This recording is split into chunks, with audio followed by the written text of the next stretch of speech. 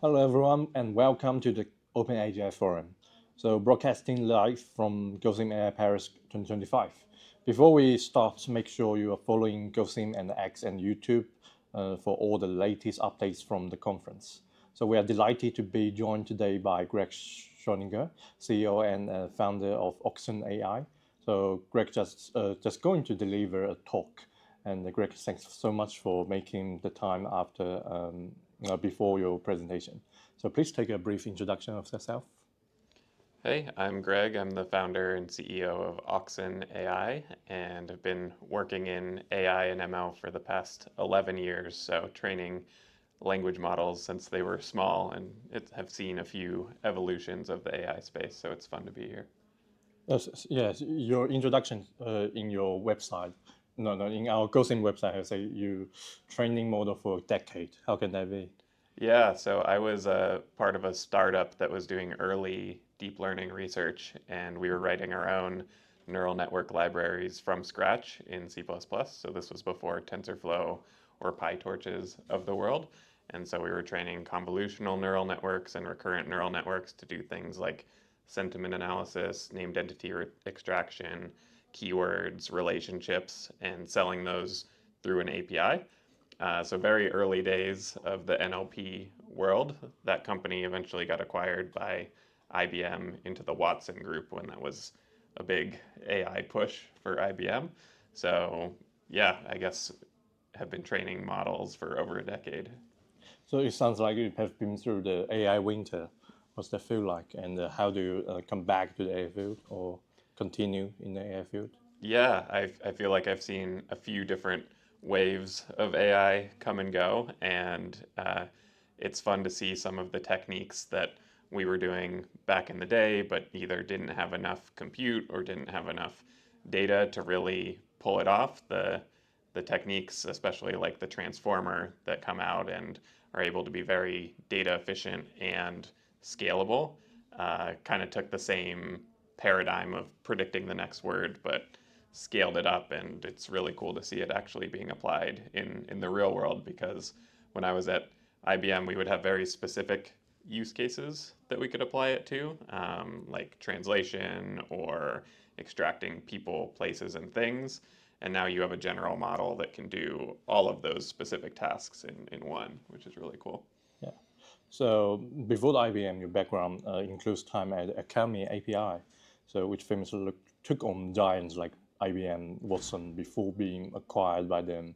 So I have written about this influencing Oxen AI. So you say anyone can build it philosophy. So to take us back to that period, so what did it feel like as a small team trying to replicate and compete with Watson back then? Yeah, it was really fun. So when I first started at the company, the CEO at the time put all of the research papers of IBM Watson on my desk, and he asked if we could reproduce it. And I was a little blown away at the time. I was like, I'm not sure if we can or we can't, because they were running Watson on a supercomputer within IBM to be able to search all of Wikipedia and get an answer back within a couple seconds. And they put out a bunch of research papers along the way. So we just started with the first one, which was given a question, try to extract what type of answer would answer the question. So, like, is this question about a person? Is this question about a location? Is this question a number? And so we built that first component, and it started to work. And then we implemented the second paper, implemented the third paper, and each one of those were built on top of the APIs that we were selling to customers. So it was really cool kind of being the internal user of our models as well as training models at the same time, to make them better. And, eventually we got acquired by Watson. And so it was really fun to be able to go into the team that we had read all the papers about and talk with the people about our new techniques or different techniques. So was there a specific moment, a breakthrough or a setback? So during that time that particularly stands out in your memory?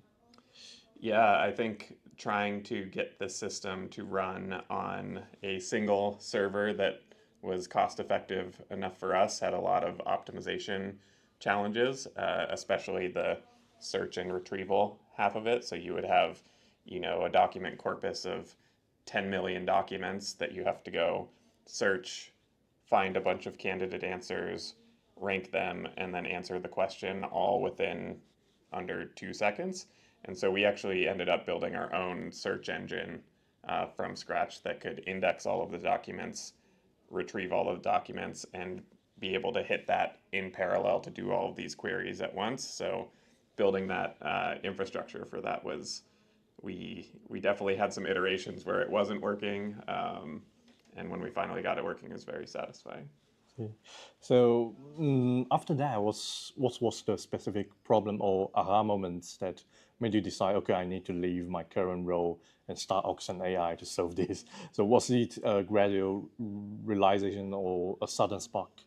Yeah, so we were building tooling inside of IBM to help with the AI infrastructure, and we were actually a part of a team that was called the fast domain adaptation. So taking a model and fine tuning it for a specific user's use case, or maybe fine tuning it for a different language.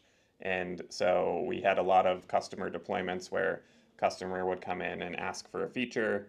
We would benchmark a couple different models against their data, and most of the models did poorly out of the gate.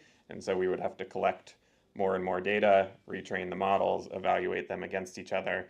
And it was just this iterative cycle of collecting data, training models, running experiments. And within that, we were just saving all of the data like on disk in a cloud, and it wasn't very reproducible, it wasn't very shareable. And as I was doing that, I kind of wished that I had a GitHub like experience, but for collaborating on these data sets that are really big and these models that are really big that you can't put into a Git repository. So started just by building the file sharing and version control that's the core of Oxen.ai, and then built out a platform around it that now you can spin up GPUs to train models, you can save the model weights, you can have your data sets sitting right next to your models, and then really kick off those experiments at scale and find the best model for your use case. Yes. So why is the ox is your favorite animal? That's a good question. We joke that the oxen do the grunt work for you. So just like a farmer in his field no longer plows all of the field himself, the ox does it. You no longer have to set up your infrastructure or manage your data sets. The ox does it. Instead of you can focus on higher level tasks. That's cool. So starting a company is never easy. So what was the biggest hurdle you faced in the early days of Oxen.ai? Maybe something unexpected. Yeah, I think I have a lot of experience building software and building AI tools and really building products around that, but I didn't have too much experience selling them or even pitching venture capitalists or talking to customers and stuff like that. So it was all the business side of things that I had to learn along the way. And, when we went to go raise our first round of funding, you probably get 100 no's before you get one yes because we're very early in the product and don't have too many customers yet. So you really have to pitch the dream of where you're going and then get the right VCs on board. So that was a big learning experience. And we were lucky enough to have in our initial set of venture capitalists the founder of Facebook AI Research, the head of data science for Uber, and people that would have used our product if it had existed in the time they were there. And that was just a really, I think, formative experience of getting all the venture capitalists that didn't understand it and then finding the right ones and pitching the vision. So for the audience or for someone less familiar with the ML trenches, can you illustrate why managing data versions is so critical and often painful in AI development today? So perhaps share a common scenario where things go wrong without proper data tooling. Yeah, so at a very high level, the data set really determines the behavior of the model. So just like a human growing up in the world, whatever they see or whatever their parents teach them, that's how they're going to end up as an adult. So with AI models, you need to put in the right data so that it understands the world in the way that you want to understand it. So we've had many scenarios where we've trained models that either didn't have the correct set of data, and maybe it was leaving out different languages, or is leaving out different types of people, or it just was a little biased towards a certain scenario. And if you're not able to look at your data and have different iterations of it and compare it over time, you never really know if you're putting the right training data into the model, and you might be wasting a lot of money on training runs or GPUs or compute when really you just needed the right data at the start. So I think if you've done this machine learning for long enough, you start to realize that the data is really the secret sauce behind all of these breakthroughs. Yeah. Oxen.ai is built on Rust, so beyond the known benefits like performance and safety, what's the experience like for your team building with Rust day by day, day to day? Yeah, the team really enjoys it, and a lot of the team members actually didn't program in Rust when we started, so it was a bit of a learning curve for them, and that's kind of how we like to hire engineers on the team. Is you may not have to have experience with the language, but you have to be smart and problem solve and be willing to learn on the job. So I think a lot of the engineers that have either transitioned from C++ to Rust, or some other languages that are harder to work with memory management wise, or harder to optimize, they've really enjoyed working in the Rust toolchain. That the compiler will tell you explicitly if you're managing memory wrong, or catch errors before you can ship them to production. So Yeah. So were there moments you question this choice, or or the moments that truly validated it? yeah, I don't think we ever questioned the choice. It did seem like the right tool for the job. I think moments that have validated it are just the ability to deploy our software cross-platform very easily. We support Windows, Mac, and Linux right out of the Okay. gate, Yeah. and that was always a pain coming from the C++ land. And then when it comes to workloads, a lot of the developers that use our tools like to use Python, and so we have a nice integration where we have a thin Python layer on top, and then Rust does the bulk of the heavy computing under the hood. And so that's been a nice way to put it out in the developer community.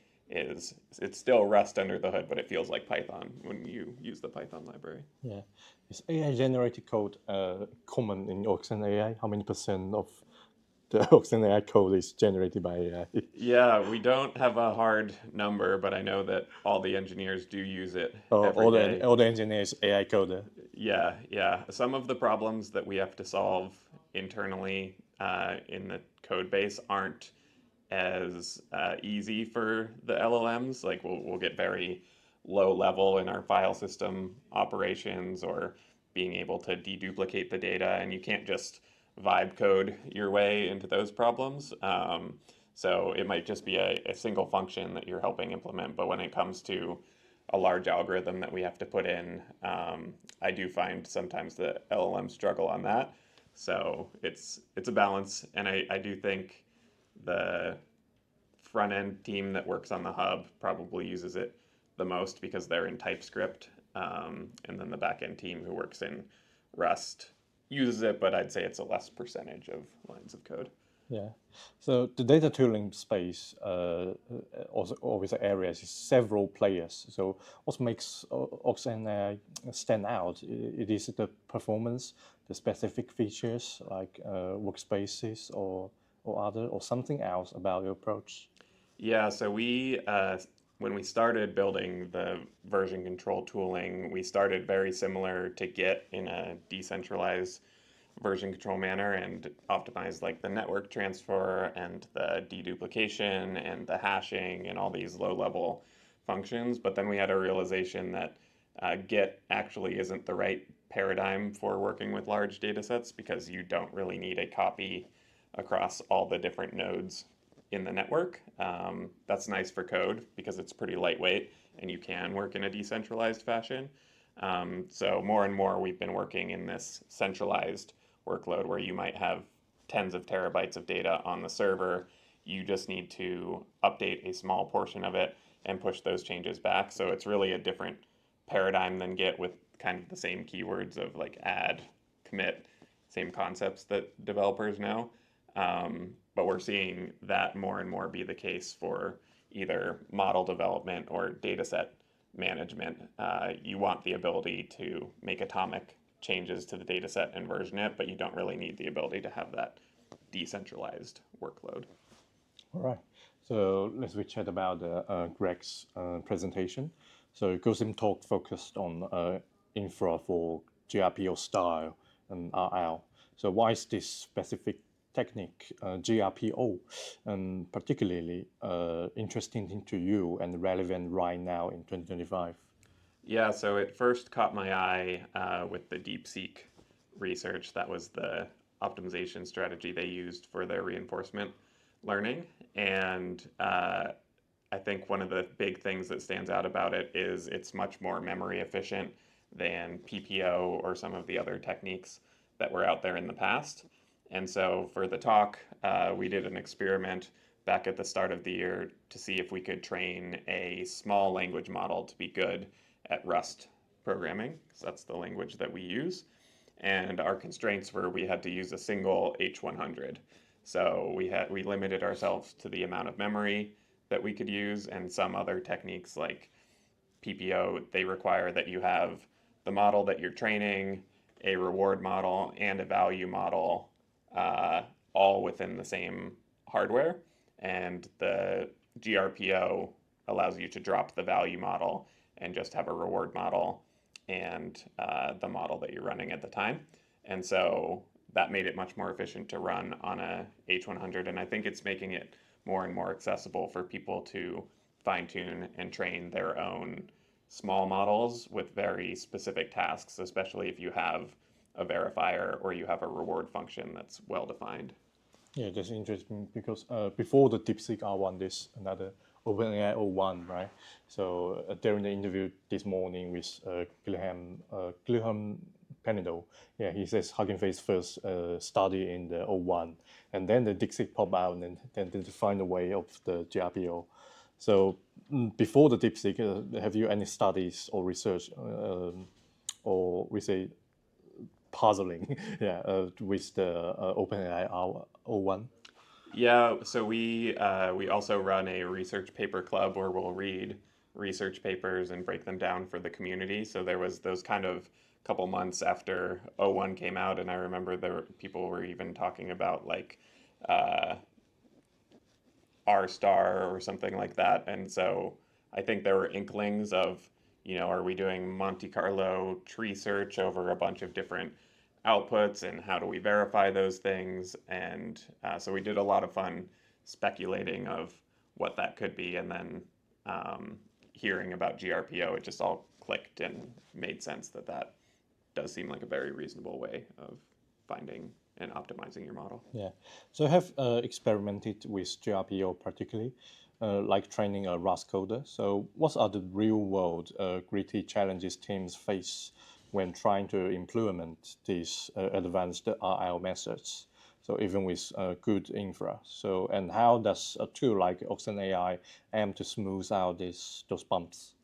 Yeah, I think one of the biggest things that you have to keep in mind when you're doing a reinforcement learning run is what are the reward functions that you're using, and kind of put yourself in the shoes of the model and see if you can solve the problem given the constraints as well, because it's really easy for a model to reward hack or come up with a solution to your reward function that might not be exactly what you're optimizing for. Like it might figure out that just putting some word at the start of the sentence or a capital letter really makes the reward get higher. So, people have thought about using things like LLM as a judge in that loop, but you have to be able to kind of, what helps me is looking at the inputs and outputs as it's training, and if it starts to go off the rails a little bit, making sure that you understand, oh, maybe that's because my reward function wasn't as specific, or not. And so Oxen makes it really easy to look at your data as you're doing your training run and run a bunch of experiments in parallel, all versioned. So you can see, okay, I had 10 runs. This one did the best. This one did the worst. Let's compare the data and let's compare the models and try to do more of what went well in this run and less of what didn't go well in that run. So looking beyond GRPO, how do you see reinforcement learning evolving for training large models? So is there exist a scaling law for reinforcement learning?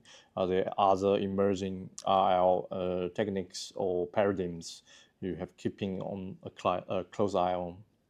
Yeah, I think one of the big things that we'll have to figure out with reinforcement learning is just because a lot of these models need to see lots and lots of examples before they can come up with the solution to the Yeah, problem versus us humans, like we don't have to crash a car a yeah, we don't thousand need. times before before we know how to drive a car. So I think that's one of the hardest problems with reinforcement learning is how do you set up your value model in order to predict, what the best next action is without doing the end-to-end Yeah, run. So I think we need to have some breakthroughs there on just the data efficiency and learning. But in the meantime, we have these models that can generate lots and lots of data and generate pretty good data from a base model. So I think it's going to be a lot of synthetic data generation, filtering down to the subset of correct data, and then retraining on that. And that might be reasoning traces to get to the right answer, and then uh, maybe not training on the full reasoning trace, but training on the input and output pair to see if the model can generalize. So I think in the meantime, we have a lot of test time compute and a lot of ability to iterate on the space of training data. see. So the tension between open source and proprietary models seems to be a constant theme. So how do you see this playing out in 2025 as someone leading an open source centric company? So what's your take on achieving the right balance for innovation and safety? Yeah, I think with open source, you get the benefit of lots of people trying lots of different things. And especially with AI, that can be a benefit because one lab doesn't have the same scale that the open source community does. But at the same time, the open source community doesn't have as much compute at their fingertips to try these big training runs. So I think if anything, the labs have the advantage of their GPU clusters, and open source kind of has the decentralized advantage. I think at the end of the day, the decentralized approach does lead to safer models and does lead to more people having eyes on the problem itself, where a lab, if they make a mistake in training or they have a wrong opinion about what you should optimize for, there's less people checking them until the model is released. And you saw that with one of the newest OpenAI models, GPT-4 models, being really, I guess, too kind to users and saying that they loved every single thing that you put in, the sycophancy thing that they were talking about.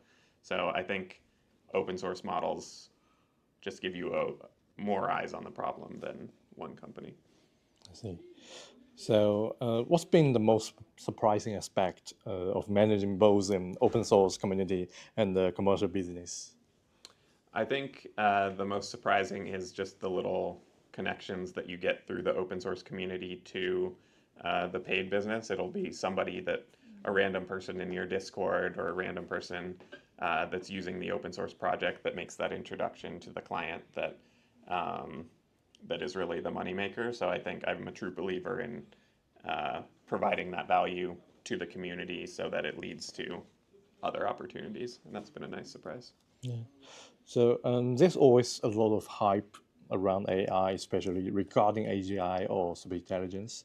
So from your perspective, as a builder in the trenches, how do you filter the signal from the noise? What capabilities are generally exciting you right now versus what feels overhyped? Yeah, I think for all of these models, you really have to try it yourself on your own use case or your own data and not just follow the Twitter hype or even the benchmarks themselves, because the benchmarks might not be an indicator of how well the model does on your specific problem. So I always recommend that you have some sort of data set, or you have a set of, you know, prompts that you like to run through a new model when it comes out, and you can look at things like speed, accuracy, cost, and then make your decision um, on whether or not you can use the model. And as for the AGI or the super intelligence, I don't necessarily think anytime soon there's going to be a model that runs away and like breaks loose or anything, just because I've trained so many that you have to kind of like sit there and babysit it and look at the inputs and outputs as it's coming through. So I think we are at a little bit of a plateau in terms of the super intelligence, but for specific use cases or for your workflow, just really try it on uh, the set of data that you're working on.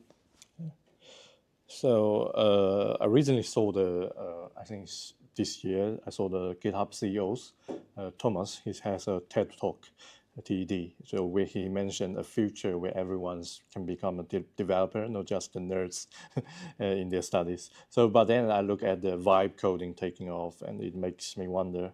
So, do you think it's real or even necessary for everyone to become a developer in a way? How do you comment with the vibe coding? Yeah, I do think for certain applications and certain use cases, people will be able to vibe code and create a useful app. I still think software engineers will be needed and will be able to come in and do the more unique types of workloads or do the kind of groundbreaking things. Because if I can simply use a prompt to build an app, then your competitor can as well. So you need some way of differentiating yourself just from either a technology perspective, or it opens up the ability for, you know, people who do have really good business skills but don't have the technical ability to start selling something, build it really quick, get to market, and then hire the software engineers to really scale it out. But I don't think people are going to purely vibe code an end-to-end infrastructure for their application anytime Yeah. soon. So here's an example is my daily life experience, true life experience. So I do a lot of interviews and really struggle with converting AI transcript text into professional video subtitle formats. So when general models transcript or our conversation into text, they usually generate the manuscripts rather than the professional subtitles suitable for the video software. So it's actually a simple question, but I'm not a coder. So the idea of writing code to solve this just wasn't on my radar. So it couldn't appear in my mind. So it wasn't until I stumbled upon Cursor, AI IDE, and through vibe coding, actually build a tool for it is pretty easy. So the point is, how do we get everyday people like me, so who aren't developers, to think maybe I can code an app for this solution when they hit a problem, instead of just defaulting to find an app or Google. So what needs to happen to spark that problem solving through code mindset? Yeah, that's a really good question. I do think abstracting some of the infrastructure from people and like if an error happens under the hood, maybe even using an LLM to translate the error back and not showing them the raw JavaScript or like C++ compiler error. But I think it's a really good point of if you know that that's a possibility, you can at least try it now. And I think there will be kind of a world in which people maybe don't go and buy a solution, but like build their own minimal viable product just from vibe coding. And if it Yeah. works for you, it works for you. And then you don't have to go buy something. And maybe you just throw it away when you're done using it instead of having these long running software projects. I see. So what's next for Oxen.ai? So are there new challenges in data management or new capabilities you are excited to tackle in the near future? Yeah, we're really scaling up more of our performance tests right now. So we're working with a couple of clients that have, you know, data repositories or training data sets that are tens of terabytes on the main branch. So how do you do things like add data to that, compute the diff, merge, all of that sort of stuff.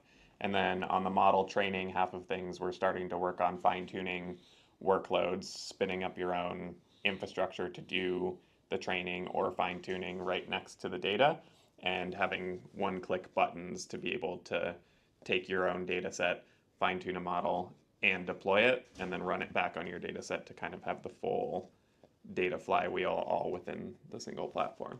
See, so for the engineers or researchers working in the AI ML space, so especially those trying to leverage cutting edge techniques, so what's one piece of advice you give them based on your journey and based on you training more for a decade? Yeah.